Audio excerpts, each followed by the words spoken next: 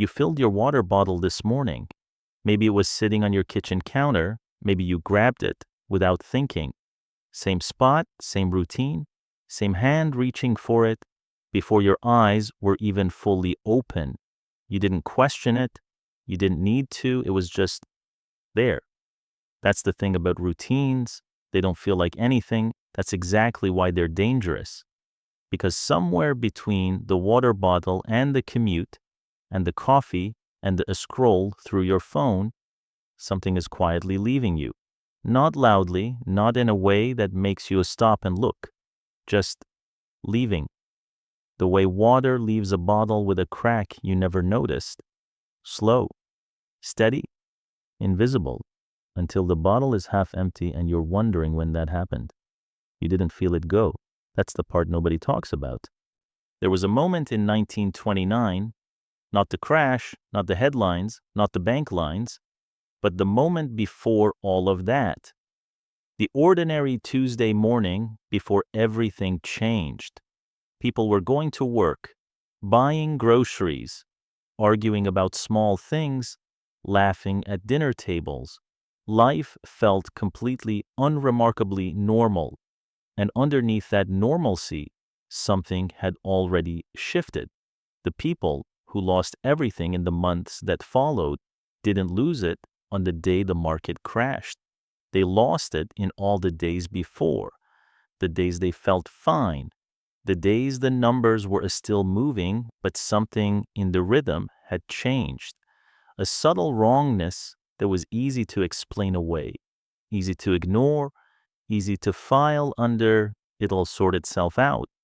They weren't stupid, they weren't careless, they were human, and being human means we are wired, deeply, but evolutionarily wired, to normalize what we see every day. The brain doesn't sound alarms for a slow change. It saves the alarms for sudden change, for the lion that jumps out of the grass. Not for the grass that's been thinning for months. The cave didn't disappear overnight. The food supply didn't vanish in a single moment. Things eroded gradually, and the people inside adapted to each small new version of normal until normal was a version of life they would never have accepted if it had arrived all at once. Think about the last time your paycheck felt like enough. Not plenty, not comfortable, just enough. Now think about whether it actually bought you the same things it did 3 years ago. Not technically, not on paper, but in real life, in the actual physical world of what you put in your cart. What you quietly removed from your cart, what you stopped putting in your cart altogether, without ever making a conscious decision to stop. When did you last order that thing you used to order without thinking? When did "I'll get it next month" become the answer you give yourself so often that you've stopped noticing you're giving it? There was no announcement, no moment where someone sat you down and said, "Your standard of living is adjusting. You're affording less.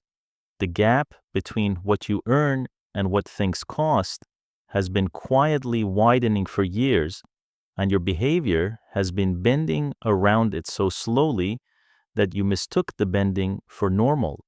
You didn't feel poorer. You just adjusted. And here is the uncomfortable truth hiding inside that adjustment. The adjusting itself is the proof that something is wrong. When you quietly drop the thing you used to enjoy, when you don't replace the thing that broke, when you do the math in your head at the grocery store and put something back on the shelf and feel nothing about it because you've done it enough times that it doesn't register anymore. That's not discipline. That's not budgeting. That's erosion wearing the disguise of routine. There's a psychological concept that researchers have studied for decades.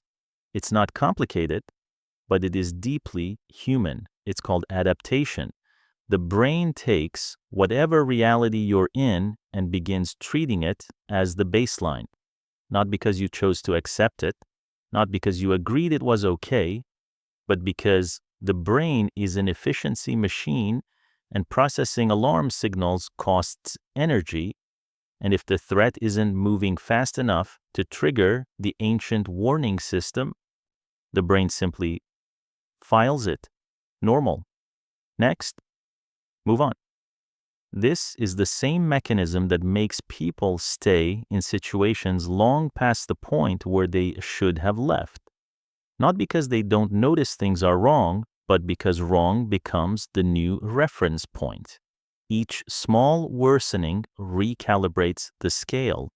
And so, when you ask someone, how are things?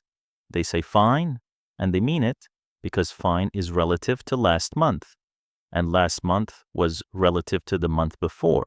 And somewhere in that chain of relativities, fine became a word they're using to describe something that would have alarmed them 2 years ago. The people who walked into the Great Depression, into the stagflation of the 70s, into 2008, very few of them saw it arriving, not because the signs weren't there, they were, but the signs looked like prices are a little higher, savings are a little lower, things are a little tighter, and little by little doesn't trigger the alarm. Historians write about these periods like they were obvious in hindsight. They point to charts and indicators and policy decisions and say, look, you can see it right here. This is where it started. But that's the view from the other side of the event. The view from inside it, in real time, with a water bottle to fill, and a commute to catch, and a phone to scroll. That view looked like an ordinary Tuesday. It always looks like an ordinary Tuesday. Now here is the part that's harder to sit with. The people who adjusted quietly, who stopped buying the thing, who recalculated without thinking, who told themselves, it's fine, I'm fine, were managing. Most of them eventually got to a place where they looked up and didn't know how they'd arrived there. Not a dramatic moment, not a crisis with a clear beginning, just a slow becoming that they'd been inside of the whole time. And when they tried to pinpoint it, when did things actually change, they couldn't. Because there was no day, there was no event, there was just the accumulation of all the invisible adjustments, the things that left without announcements, the money that disappeared not in one moment, but in thousands of moments too small to name. The water didn't flood the room, it just evaporated, slowly every day, while the bottle sat there looking mostly full. There's a reason denial is the brain's first response to slow-moving threats. It's not weakness, it's not stupidity. What it's the brain doing exactly what it was designed to do. Protect you from the discomfort of a problem you don't yet have the tools to solve. If the lion is already at the door, alarm is useful. If the lion is still far away and moving slowly, the brain files it under, not urgent yet, but the currency that loses value, the cost that climbs 3%, and then 4, and then 6. That's not a lion at the door. It's a lion that started walking toward you 2 years ago and is now close enough that you can hear it breathing. And somewhere in your chest, you feel something, but you call it anxiety or stress, or just one of those days, because naming it clearly would require looking directly at it. And looking directly at it is uncomfortable. So instead, you adjust. Again, quietly, without a conscious decision. You check your phone 12 times before noon, not for anything specific, just to fill the space between thoughts, between the moments when something might surface, between the quiet that would let something uncomfortable become audible. This isn't a coincidence. The scroll isn't just habit. It's insulation. Every notification, every reel, every piece of content that passes in front of your eyes is another few seconds, where the slow thing doesn't have room to become visible. The brain is not passive in this. It recruits distraction. It actively reaches for the comfortable loop because the loop doesn't ask anything of you. Routine is the brain's most elegant defense against awareness.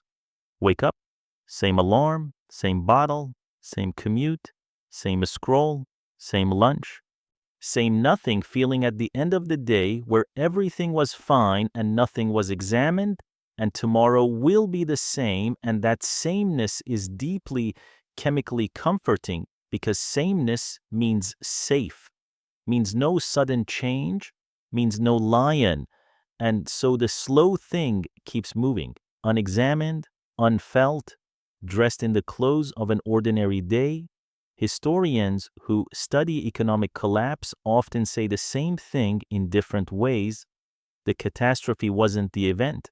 The catastrophe was the years of unnoticed drift that made the event inevitable. By the time there was something loud to point to, the real damage was already done, already lived, already absorbed into millions of adjusted baselines that people were calling normal. The Weimar hyperinflation didn't feel catastrophic on day one. People noted that bread cost a bit more. They adjusted, but prices climbed. They adjusted again. There's a famous account of someone who went to buy a loaf of bread with a wheelbarrow of cash and found the wheelbarrow was worth more than the cash inside it. But they didn't get there in a single day.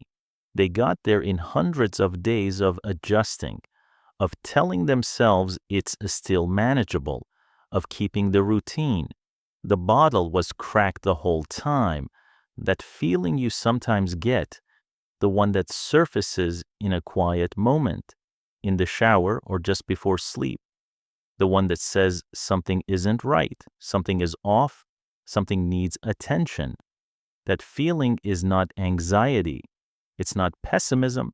It's not catastrophizing. It's perception, attempting to surface. The brain knows. Some part of it is doing the math even when you aren't. It's noticing the pattern.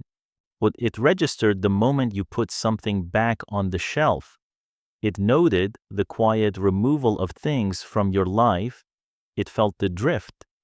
And it keeps trying to bring that information forward into your conscious attention. And every time it does, the scroll is there, the routine is there, the comfort of I'll think about it later is there. Later, next month, when things settle, when it's clearer, when there's a better moment.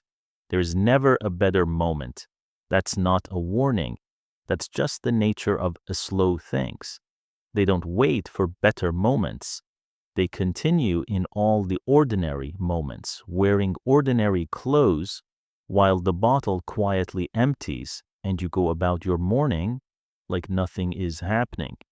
Because nothing loud is happening. That's the whole point. You filled your water bottle this morning. And somewhere in that completely normal, unremarkable gesture, in the habit and the routine and the not thinking, something was already quietly moving. Not toward you, away from you. And part of you already knows that. That's the part this was always speaking to.